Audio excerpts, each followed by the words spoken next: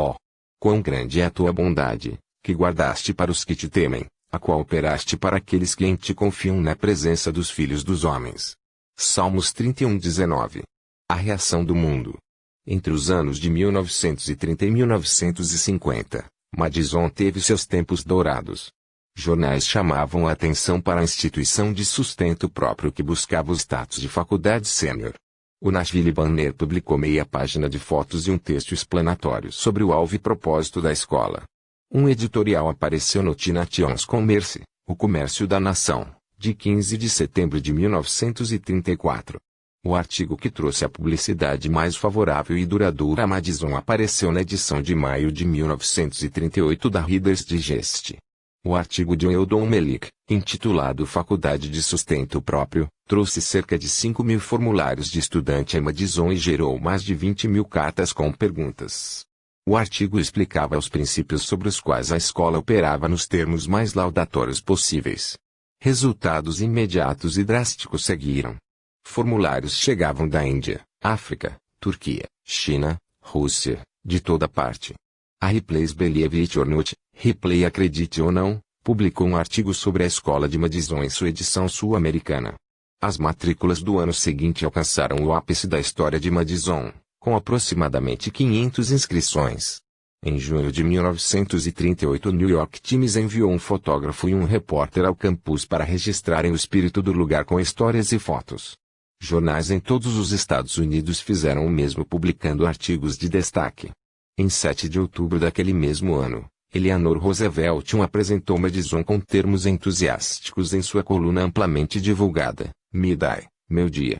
Ela relatou uma entrevista que tinha marcado com o Dr. Floyd Braillard, de Madison, cunhado do Dr. Sutherland, sob o pedido especial do secretário de Estado Cordell. No final de 1938, a revista católico-romana The Commonwealth, a comunidade, enviou um homem a Madison para passar vários dias estudando a escola e os princípios sobre os quais ela operava. Ele escreveu um artigo cheio de emoção, que apareceu na edição de 8 de janeiro de 1939. Neste artigo colocou Madison, com seu trabalho e sua influência ao redor do mundo, como um desafio à sua igreja. Apelou ao seu povo para que reconhecesse a oportunidade de ouro que lhes fora apresentada pelo plano de Madison. Um mês depois, na Believe It or Not, Ripley mostrou um esboço da Madison's Drouillard Library, Biblioteca Drouillard de Madison, com uma breve declaração acerca da natureza incomum da faculdade de Madison. Ele a intitulou a primeira faculdade autossustentável do Zéu. Um ano mais tarde, Coronet, em sua edição de 1 de janeiro de 1940, iniciou sua seção um portfólio de personalidades com uma breve descrição do trabalho do Dr. Ian Sutherland como fundador da faculdade de Madison. Ocupando todo o outro lado da página estava a sua foto. E que dizer do homem que já passara mais de 35 anos de sua vida encorajando e construindo as instituições gêmeas na fazenda que tinha considerado tão incorrigível. Com todo o aplauso e aclamação pública, focado agora pelas luzes da aprovação do mundo, como o homem reagiu. Ele olhou ao redor e viu as silenciosas profecias de Manwitz desabrochando para um cumprimento que nem ele nem Percy Magan jamais poderiam ter imaginado em 1904, quando choraram sobre a velha pilha de rochas e oraram, como Cristo no Getsemane, para se livrarem do cálice amargo. Mesmo assim, sua escolha naquele momento de agonia foi: faça-se a tua vontade, e não a minha. Eles tinham arriscado tudo nas revelações de Deus a Manwitz.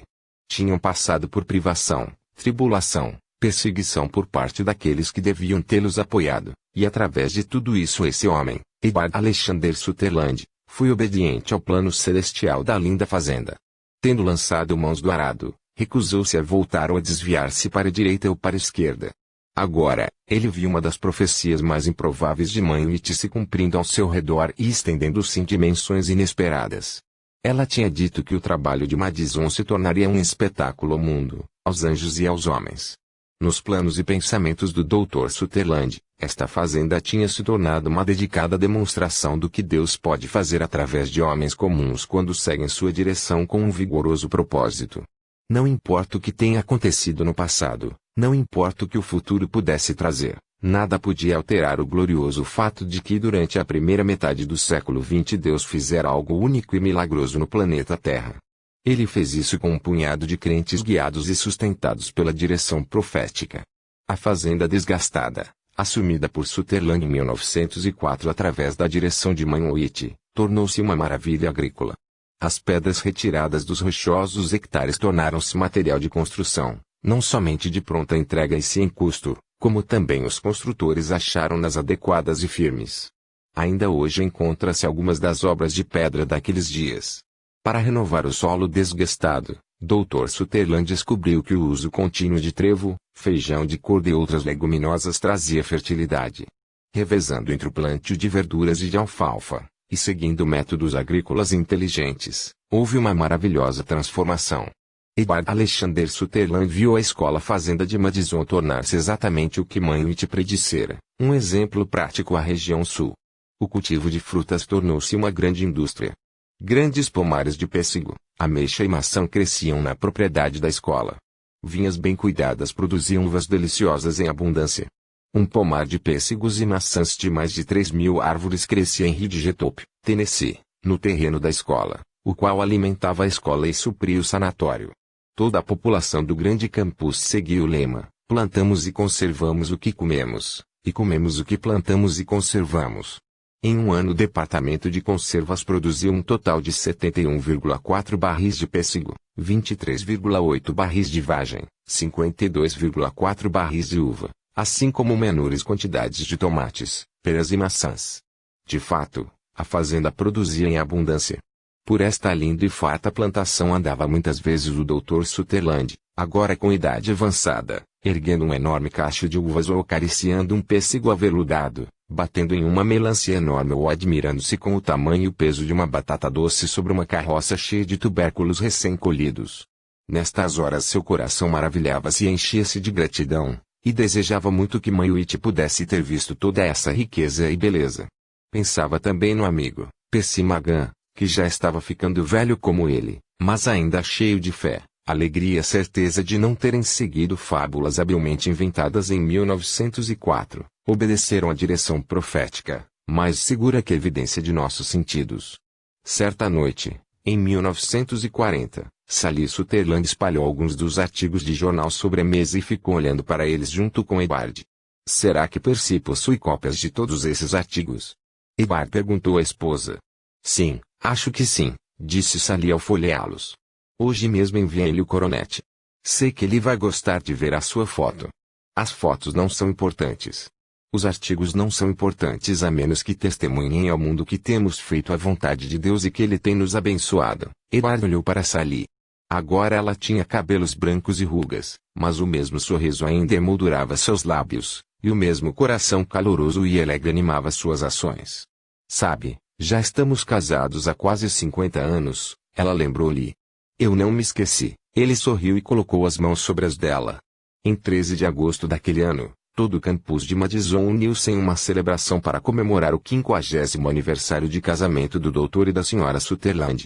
Dr. P. Claxton, presidente da Escola Normal Austin P.I., H.K. Gestman, gerente de circulação da Southern Publishing Association, Associação de Publicações do Sul, e Cecil Sims do Escritório de Advocacia Bass, Berry e Sims, prestaram sincera homenagem ao honroso par e lembraram momentos importantes de seus longos anos de serviço. A celebração findou quando o doutor e a senhora Sutherland foram embora de charrete, enquanto aqueles amigos queridos cantavam a música Put on your old grey bonnet, coloque seu velho chapéu cinza. Dr. Sutherland olhou para toda a aclamação e interesse do público como um cumprimento direto das profecias que Manwitch fizera acerca do projeto em 1904. Ele aproveitava todas as oportunidades para contar aos visitantes e àqueles com quem entrava em contato sobre a mão guiadora de Deus. A fazenda tinha passado por seus períodos de adversidade. Sutherland lembrou-se vividamente da geada de março de 1921, que arruinou a safra de frutas, e em outro ano uma severa tempestade de granizo destruiu a horta e grande parte das frutas, mas agora, em 1943, a fazenda de Madison passou por sua mais séria e prolongada adversidade natural. Uma seca começou em maio e durou 80 dias. Nenhuma gota de chuva caiu. Tudo secou. A família Madison dirigiu-se a Deus em busca de auxílio. Na tarde de sábado de 24 de julho, reuniram-se na capela e imploraram ao Senhor por chuva. Na manhã seguinte o sol, como um disco flamejante, espalhou seu calor destruidor, como vinha fazendo por tantos dias. Ao meio-dia o furioso calor afligiu a terra árida com cruel intensidade.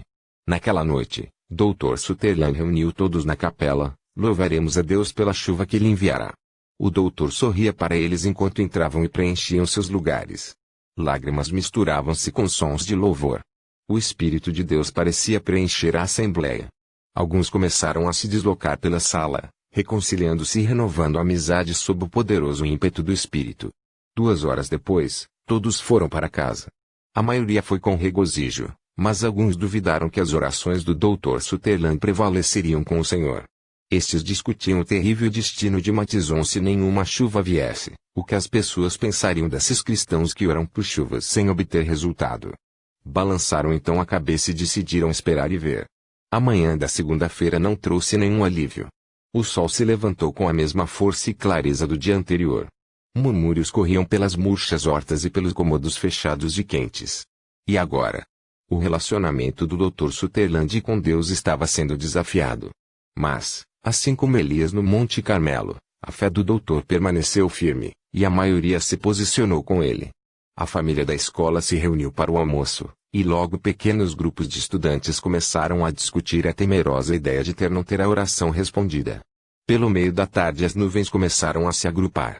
Dr. Sutherland enviou o comunicado para que todos os que trabalhavam na fazenda saíssem dos campos. Pediu a todos os trabalhadores, estudantes e professores para reunirem-se imediatamente na capela, pois estava para chover. Todos se apressaram para dentro quando gotas começaram a cair do céu negro e denso. Não houve trovões, e a chuva continuou a cair durante todo o restante da tarde e boa parte da noite. Antes do Dr. Sutherland ir se deitar, abriu a janela do quarto e deixou o aguaceiro abençoado ser soprado para dentro do cômodo, enquanto ele e Sally agradeceram a Deus lado a lado. Você viu o arco-íris nesta tarde? Perguntou Sally. Sim, bem no meio da tempestade. Nunca tinha visto um tão perfeito. Então, Edward Alexander Sutherland repetiu a promessa que tinha reclamado. Então darei a chuva da vossa terra a seu tempo, a temporã e a serôdia, para que recolhais o vosso grão, e o vosso mosto e o vosso azeite. E darei erva no teu campo aos teus animais. Deuteronômio 11 2.14,15. No início da tarde do dia seguinte rumores começaram a chegar ao campus de que a chuva não tinha sido geral, mas que tinha caído apenas na seção Neely Bend, uma pequena área, mas esta área incluía toda a fazenda de Madison. Só depois de 10 dias uma chuva geral aliviou a terra assolada. Certa manhã Dr. Sutherland disse a Sally que cerca de 50 estudantes da faculdade Scarrit passariam o dia em Madison. Quem são eles? Sally levantou a cabeça enquanto costurava. Algum grupo especial? Perguntou. Todos são missionários participando de um curso breve de verão que a faculdade oferece a missionários prestes a viajar e àqueles que estavam voltando de licença. Visto que muitos deles estavam comissionados ao Japão, pedi a Perry Weber para mostrar-lhes o lugar. Você também vai vê-los, não vai? Perguntou Sally. Claro. Sempre gosto de contar-lhes como mãe Whit recebeu direção direta do céu acerca deste lugar. Ele começou dizendo: quero que todos saibam que não fizemos isso de nós mesmos. Tivemos direção e auxílio divinos. Dr. Perry Weber guiou o grande grupo de visitantes pelo campus, destacando os princípios fundamentais da educação de Madison. Mostrou-lhes o sanatório e a faculdade, e explicou como as duas instituições auxiliavam-se mutuamente. Ao meio-dia foram servidos com um delicioso almoço, que consistia de produtos provenientes da fábrica de alimentos saudáveis. Um missionário em licença, que viera da Índia, expressou a opinião de muitos: este tipo de coisa é exatamente o que precisamos para construir o caráter na Índia. Precisamos treinar homens e mulheres que possam tomar conta de si mesmos, que sejam autossustentáveis e treinem a outros para fazer o mesmo. Então, Dr. Sutherland contou-lhes como a precária fazenda fora comprada sob a direção e o conselho de Ellen G. Whit, que obteve as instruções do próprio Deus. Citou as palavras dela: o tipo da educação oferecida pela escola de Madison será considerado um tesouro de grande valor por aqueles que fazem a obra missionária em terras estrangeiras. Esta recepção de visitantes passou então a ser um acontecimento frequente no campus. Visitantes ilustres vinham de muitos lugares para visitar Madison. O Marechal Feng Yu-seung, conhecido pelo mundo como o General Cristão, passou 5 dias em Madison. 4 companheiros de alta posição vieram com ele, e também o Dr. Harry Miller, bastante conhecido como Doutor da China. Certo dia, durante a visita, o general disse ao Dr. Sutherland: eu tinha um vizinho em Nanking que viera do Instituto de Treinamento Xiaotoshen, uma instituição fundada com base em Madison. Deve ter sido o Dr. Paul Kimbi, disse Sutherland. Sim, foi ele. O generalíssimo e a Madame Chiang Kai-shek admiraram tanto aquela escola que convidaram o Dr. Kimbi para ser ministro de Educação dos filhos e filhas da Revolução. Dr. Sutherland maravilhou-se ao saber o quanto e com que resultados gloriosos a influência de Madison tinha se estendido. Quando mãe te dissera que a fazenda Ferguson se tornaria um forte centro de treinamento e de influência, nenhum ser humano podia visualizar o crescimento e o desenvolvimento contidos naquela simples declaração. Agora, Edward Alexander Sutherland caminhava para casa em meio ao milagre, e em seu coração dava glórias a Deus. Anna Eleanor Roosevelt, Nova York, 11 de outubro de 1884, Nova York, 7 de novembro de 1962, foi primeira-dama dos Estados Unidos da América de 1933 a 1945.